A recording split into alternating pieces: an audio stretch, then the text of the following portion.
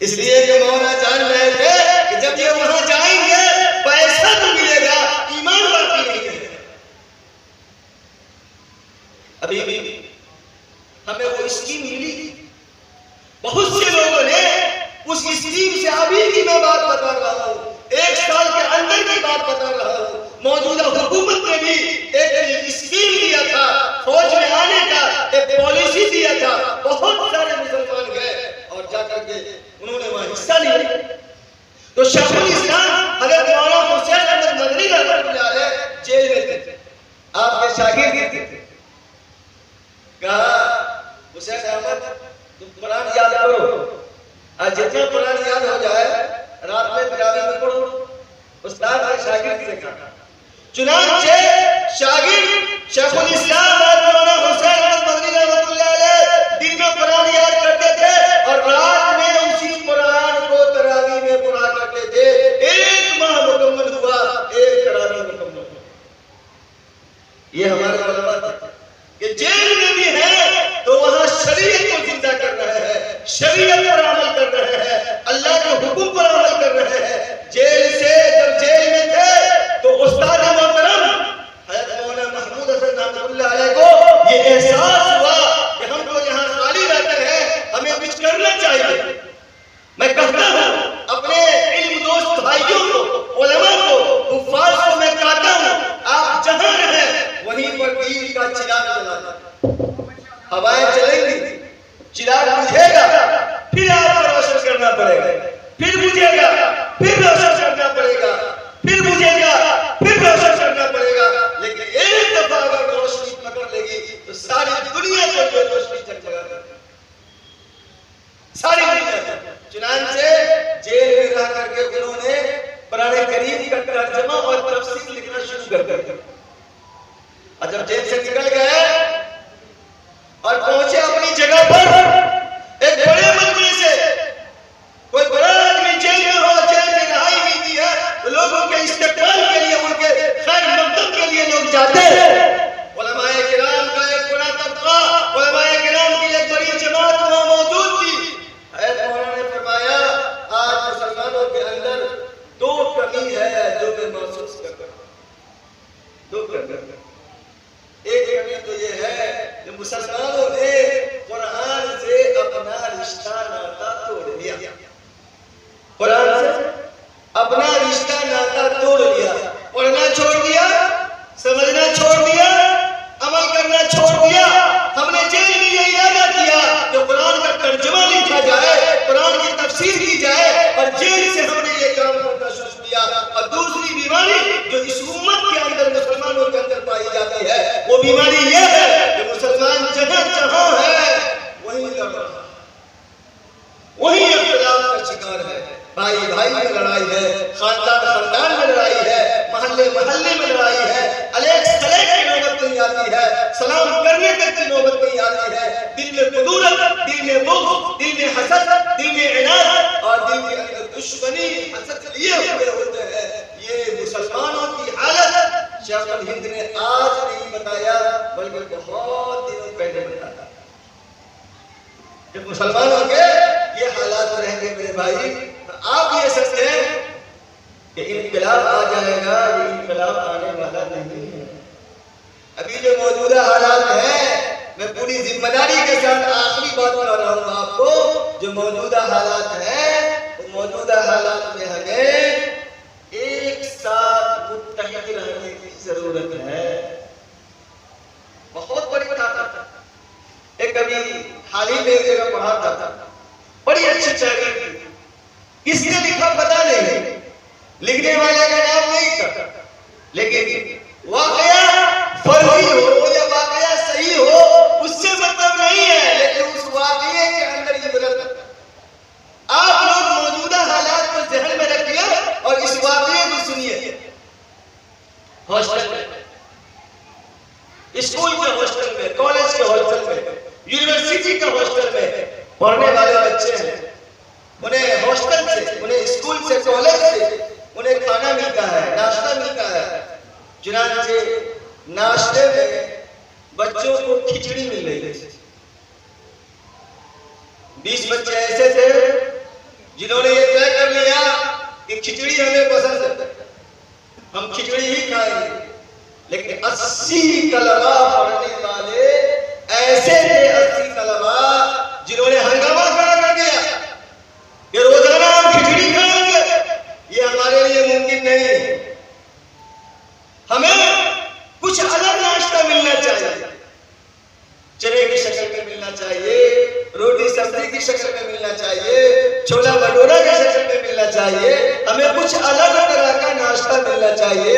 जाकर के इन्होंने शिकायत किया, दफ्तर में शिकायत किया कि हम लोग चाहते हैं कि नाश्ते के अंदर तब्दीली हो। शिकायत करने वाले 80 लोग, 20 लोग नहीं। हॉस्टल के जिम्मेदार मालिक ने कहा, अच्छा अगर तुम ये चाहते हो कि तुम्हारे नाश्ते के अंदर तब्दीली हो जाए तो इसका सबसे बेहतर इलाज ये है कि तुम लोग वोट करो। सवाल में हो ना भाई, हाँ पर्ची में लिख करके देना है। चुनाव से सबों ने अपनी अपनी राय दी, वोट लेना मतलब राय देना। ये इस वोट को मैंने जो लफ्ज़ वोट बोला, इसको इस वोट से मत जोड़िएगा, ये राय देना है। हम जो वोट देते हैं ये राय देते हैं कि हमारी नजर में ये उम्मीदवार पसंदीदा है, अच्छा, ये राय देना हुआ। सब अपनी अपनी राय पर्ची में लिख करके दो। वो 20 आदमी जिन्होंने ठान रखा था कि हमें खिचड़ी ही खानी है, 20 ने इत्तेहाद के साथ में, इत्तेफाक के साथ में, एकदम एक साथ 20 ने यह मशवरा दिया कि हमें खिचड़ी ही खाना पसंद है। जो 80 बचे हुए थे, उस 80 में कोई तालमेल नहीं था, उस 80 में कोई तालमेल नहीं था। 10 ने लिखा, 10 ने राय दिया कि हमें छोला भटूरा पसंद है, 10 ने राय दिया हाँ कि हमें रोटी और सब्जी पसंद है, कुछ लोगों ने राय दिया कि हमें चना और मूढ़ी पसंद है, कुछ लोगों ने और राय दिया।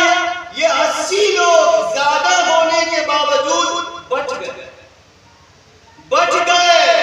जब उस राय को शुमार किया गया, वही 20 लोग जो पहले से अड़े हुए थे, हाँ अक्सरियत उसी की हो गई।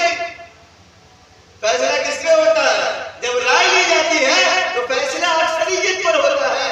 पता चला कि रोटी सब्जी वाले कम पड़ गए, छोले भटूरे वाले कम पड़ गए, और खिचड़ी चोखा वाले कम पड़ गए, और वो लोग जो पहले से चले हुए थे वो बिल्कुल सेम रहे, बरकरार रहे। फैसला हुआ कि जिसकी राय ज्यादा होगी वही खाना बनेगा, वही नाश्ता बनेगा।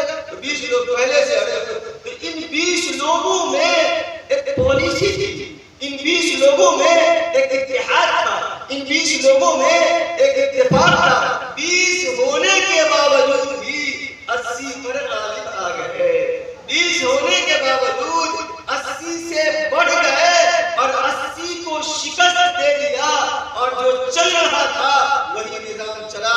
ये वाकया अगरचे ये वाकया है, लेकिन इस वाकये के अंदर हम मुसलमानों के लिए बड़ी इबरत है। आज के मौजूदा हालात में मुसलमानों की सूरत हाल ये है कि मुसलमान मुल्क हिंदुस्तान में ज्यादा से ज्यादा 20% है। मुसलमानों ने अगर इत्तेहाद का मुजाहरा किया, इत्तेफाक का मुजाहरा किया, भाईचारे का मुजाहरा किया, यकीन जानिए वोट वाला आपका होगा, यकीन जानिए नाम आपका लिया जाएगा। मुल्क हिंदुस्तान के अंदर अमन होगा, मुल्क हिंदुस्तान के अंदर भाईचारे होगी, मुल्क हिंदुस्तान के अंदर आपस में हमदर्दी होगी। लोग एक साथ, हमारे उलमा ने इस मुल्क के लिए, यहाँ दीन को बचाने के लिए, मुसलमानों के ईमान के लिए और लोगों की आपस की भाईचारे के लिए जो कुर्बानियां दी हैं, वो सोने के पानी से लिखे जाने के काबिल। इसलिए मेरे भाई, हालात का रोने से कोई फायदा नहीं। अल्लाह ताला का ऐलान है, मा असाबा मिन मुसीबतिन फबिमा कसबत अयदीकुम। अल्लाह का ऐलान है, किसी इंसान की कही हुई बात नहीं है कि ऐ लोगों, जो मुसीबतें तुम्हें पहुंच रही है, जो परेशानियां तुम पर आ रही है, जो हालात तुम्हारे साथ है, और जिन परेशानियों में तुम मुब्तला हो, फबिमा कसबत अयदीकुम, ये तुम्हारे करतूत की वजह से, ये तुम्हारे अमाल की वजह से, ये तुम्हारे गुनाहों का नतीजा है, ये तुम्हारे बदअमली का नतीजा है, ये तुम्हारे गुनाहों की नहूसत है। घर बर्बाद, समाज बर्बाद, एक दूसरे से तालमेल नहीं, एक दूसरे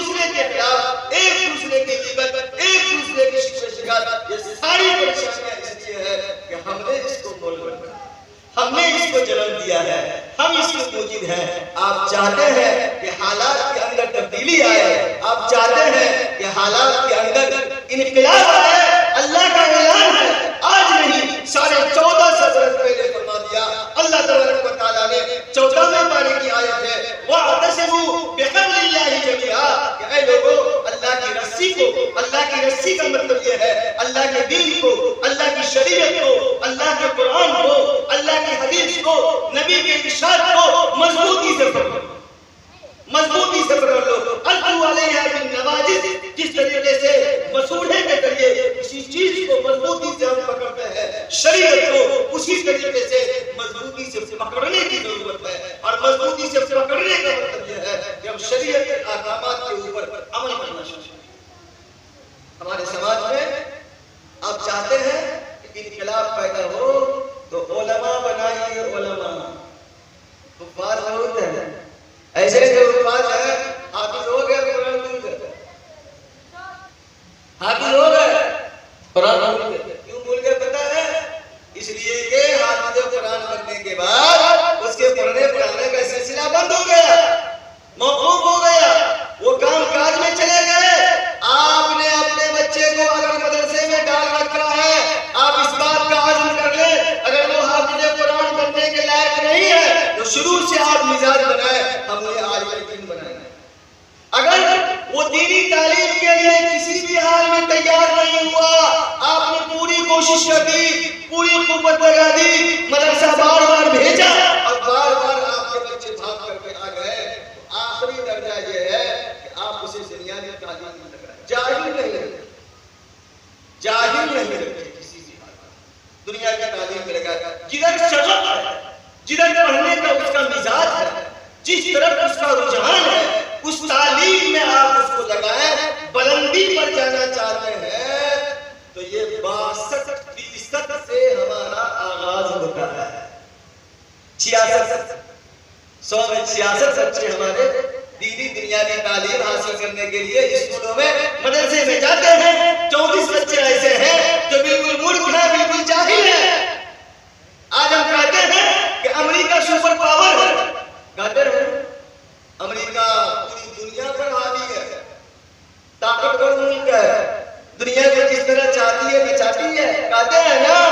आपने गौर किया अमेरिका में क्या है? 100% तालीम है, 100% उस समाज का रहने वाला आदमी, अगर 1 करोड़ आदमी उस समाज में है तो करोड़ों का करोड़ वो समाज नहीं आगे बढ़ेगा तो हम आगे बढ़ेंगे। अफसोस इस बात का होता है कि हमें और आपको जो सबसे पहला पैगाम मिला था वो पढ़ने ही का पैगाम था, तालीम का। ये पैगाम नहीं दिया था नमाज पढ़ो, ज़कात दो, हज करो, रोजा रखो, ये पैगाम नहीं मिला था। सबसे पहले वही जो उतरी थी, सबसे पहले कुरान करीम की आयत जो नाज़िल हुई थी, जिब्राइल अमीन अल्लाह तबारक व तआला के पास से सबसे पहले जो आयत लेकर के नबी करीम सल्लल्लाहु अलैहि वसल्लम के पास आए थे, वो आयत थी इक़रा बिस्मि रब्बिकल लज़ी खलक़। ऐ नबी सल्लल्लाहु अलैहि वसल्लम, अपने परवरदिगार का नाम लेकर के अब पढ़िए, पढ़िए, पढ़िए। पढ़ने की तो तालीम हासिल करना करते हैं। इस पढ़ने को, इस तालीम को दूसरे समाज के लोगों ने और दूसरे तबके के लोगों ने ले लिया, ले लिया। रिपोर्ट, सर्वे रिपोर्ट के दलित तालीम में मुसलमानों को पीछे छोड़ तालीम, जिस कौम को सबसे पहले पढ़ने का, तालीम हासिल करने का हुक्म मिला, उस कौम की ये अल्हम्दुलिल्लाह पहले के मुकाबले में बड़ी तब्दीली आई है। लोगों ने पढ़ने का मिजाज बनाया है, लोग बच्चों को पढ़ाते हैं, बच्चियों को पढ़ाते हैं, स्कूल भी भेज रहे हैं, कॉलेज भी भेज रहे हैं, लेकिन ये नाकाफी है। इसमें मजीद तरक्की देने की जरूरत है। बच्चियों को अगर हम बाहर भेज रहे हैं तो पर्दे का मुकम्मल ख्याल करना चाहिए। जहां अपनी बच्चियों को हम दुनिया की तालीम देते हैं, हमारा पूरा इलाका खाली है, बच्चियों का एक भी मदरसा बच्चियों का नहीं है। लड़कों का जो मदरसा है, बस वो समझिए कि चिराग जला हुआ है और उस चिराग में रोशनी है। हमारे बच्चे हाफिज़ कुरान हो जाते हैं, उन्हें कुरान याद नहीं होता है, पूरे बिहार में एक मदरसा है,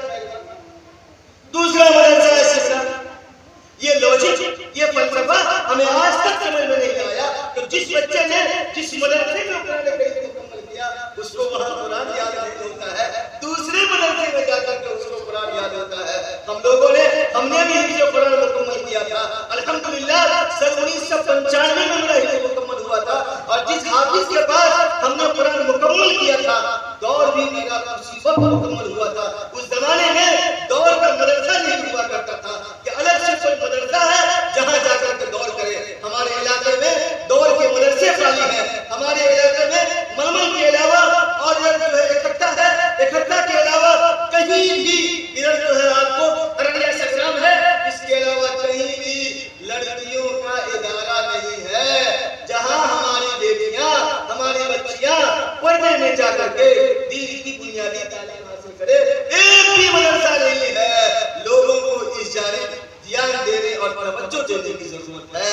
जब हमारी बच्चियां बेपर्दा स्कूल जा सकती हैं, हमारी बच्चियां बेपर्दा कॉलेज जा सकती हैं, तो हमारी बच्चियां पर्दे में मदरसा क्यों नहीं जा सकती है? मदरसे का निजाम, मदरसे का निसाब और मदरसे की तालीम ऐसी हो जहां दीन भी हो दुनिया भी हो, इस तरह का निजाम इलाके में कायम करने की जरूरत है ताकि हमारी बच्चियां जो दीन से नावाकिफ होती है उन्हें पता नहीं होता है माँ बाप का क्या मकाम है, उन्हें पता नहीं होता है शौहर का क्या मकाम है, उन्हें ये पता नहीं होता है कि अपना घर छोड़ करके हम दूसरे घर जा रहे हैं, ससुराल जा रहे हैं। शौहर का जो है क्या हक है, उनके माँ बाप का क्या हक है, हमें किस तरह से जिंदगी गुजारनी है। ये सारी चीजें ऐसी है कि हमारी बहनों को हमारे बेटियों को पता नहीं होता है। ये तालीम मिलेगी मदरसे से, ये तालीम मिलेगी मदरसे से। मेरे भाई ये चंद जरूरी बातें थी जो आपके सामने अर्ज कर दी गई है। हमें उम्मीद है कि बात आपको समझ में आई होगी। अल्लाह तबारक व तआला हम तमाम ईमान वाले भाइयों को इन तमाम बातों पर अमल करने की तौफीक इनायत फरमाए। कल जो निकाह होने वाला है अल्लाह ताला खैर खूबी के साथ, आफियत के साथ, सुकून के साथ में इस निकाह के मरहले को आसान फरमाए।